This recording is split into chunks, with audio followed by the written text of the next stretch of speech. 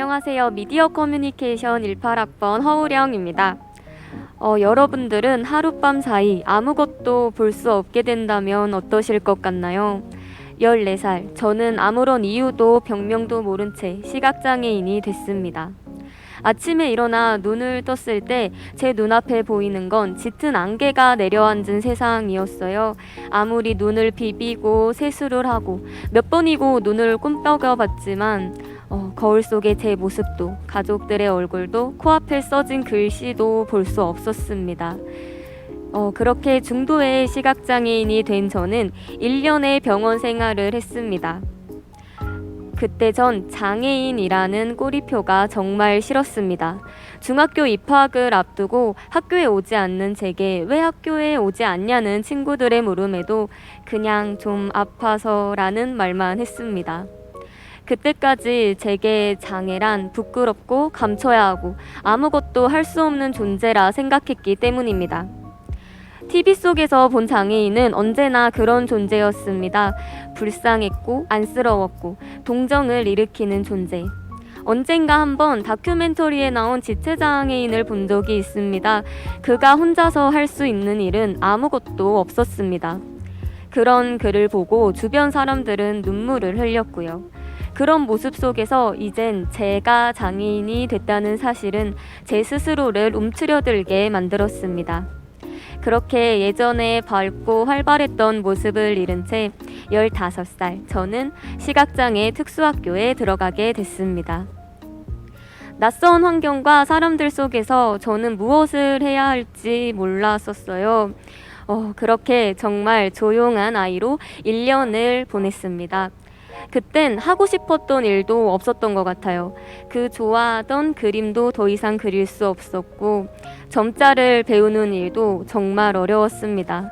그저 울퉁불퉁 튀어나온 종이 위를 손가락 끝으로 읽는다는 건 답답할 뿐이었습니다. 그렇게 의미 없는 시간들을 보내다 제게 또 다른 터닝 포인트가 찾아왔습니다. 중학교 2학년에 올라오면서 한 선생님께서 방송부 제안을 해주셨습니다. 그때부터 호기심이 생겼던 것 같아요. 내가 할 수 있는 일은 뭘까? 고민 끝에 저는 방송부 아나운서에 지원했고 처음으로 대본을 쓰고 마이크 앞에 앉았습니다. 그땐 점자를 읽는 속도도 느렸고 글씨를 보는 시력도 어려워서 대본을 통째로 외웠습니다. 그렇게 마이크 앞에서 처음 입을 뗐을 때 저는 설렘과 신기함, 왠지 모를 즐거움에 빠졌습니다. 처음 시각장애인이 되고 사람들과의 관계 속에서 문을 닫았던 저. 누군가에게 저의 목소리로 이야기를 하고 위로를 하고 공감을 할 수 있다는 건 소통의 즐거움이 무엇인지 알 수 있게 해주었습니다. 여러분들도 그런 느낌 받으신 적 있으신가요?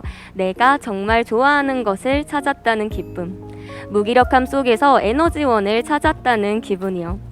그렇게 조금씩 자신감도 되찾았고 제가 좋아하는 일이 무엇인지 알게 됐습니다.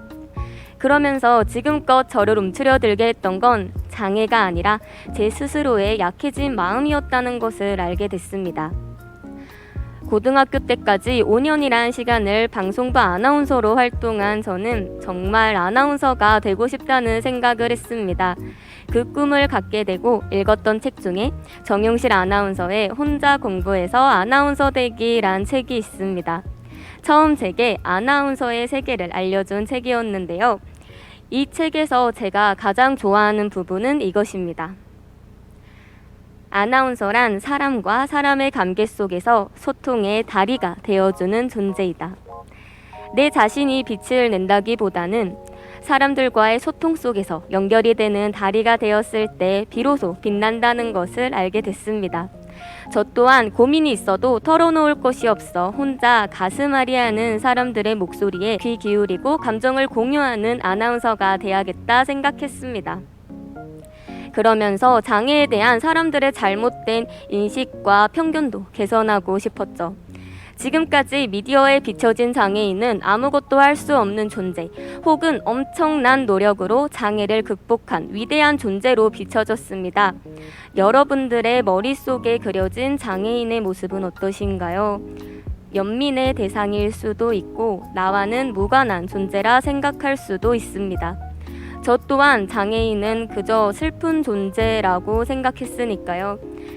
하지만 10년을 장애인으로 살아오며 알게 된 게 있다면 장애인은 도움만 받는 존재가 아니라는 것. 다른 방식으로 사람들에게 도움을 줄 수 있고 특별하거나 특이한 존재가 아니라는 걸 많은 사람들에게 알리고 싶었습니다. 그래서 저는 제 꿈을 이루기 위해 미디어 커뮤니케이션 학과에 들어오게 됐습니다. 새내기 때는 모든 게 새로웠습니다. 특수학교란 좁은 울타리 속에서 벗어나 더 넓은 세상에 나오고 비장애인들과 함께하는 시간이 늘어나면서 어려운 점들도 많았지만 서로에 대해 알아갈 수 있었습니다. 장애인과 비장애인의 만남 속에서 많은 사람들이 어려워하고 불편해하는 점들이 있습니다.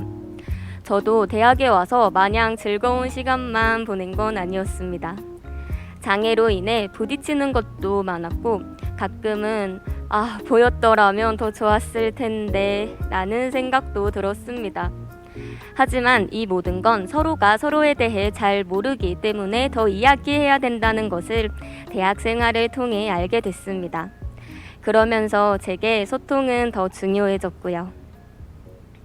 올해 4월 KBS의 남현종 이각경 아나운서님을 직접 만난 적이 있습니다.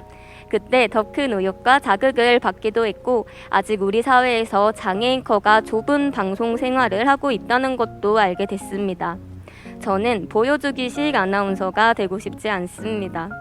사람들과 깊은 관계를 맺고 이야기를 나눌 때 제가 바라는 진정한 소통을 할 수 있다고 생각합니다. 제가 좋아하는 말 중에 세렌디피티라는 말이 있습니다. 우연히 찾아온 기회를 잡아 나만의 행운으로 만든다는 말인데요. 제가 처음 눈이 나빠지고 방송부를 시작했던 그건 제게 아나운서란 꿈을 갖게 해준 세렌디피티였습니다. 장애도 마찬가지입니다. 저는 시각장애를 갖게 되고 제 안에 잠재력을 찾게 됐고 꼭 이루고 싶은 꿈을 갖게 됐습니다. 분명 다른 사람들보다 더 오랜 시간이 걸리고 많은 노력을 해야겠지만 저는 저만의 방식으로 꿈을 이루고 싶습니다. 그래서 지금은 제가 꿈을 위해 내가 할 수 있는 게 뭘까라는 고민 끝에 영상 플랫폼에 다양한 영상들도 올리고 사람들과의 소통의 공간을 갖게 만들었습니다. 이렇게 제가 할 수 있는 일을 찾아 꿈과 가까워지려고 합니다. 이 강연도 제겐 또 다른 도전이고 기회입니다. 누군가에게 저의 이야기를 들려줄 수 있어서 정말 기쁩니다. 지금까지 긴 이야기 들어주셔서 감사합니다.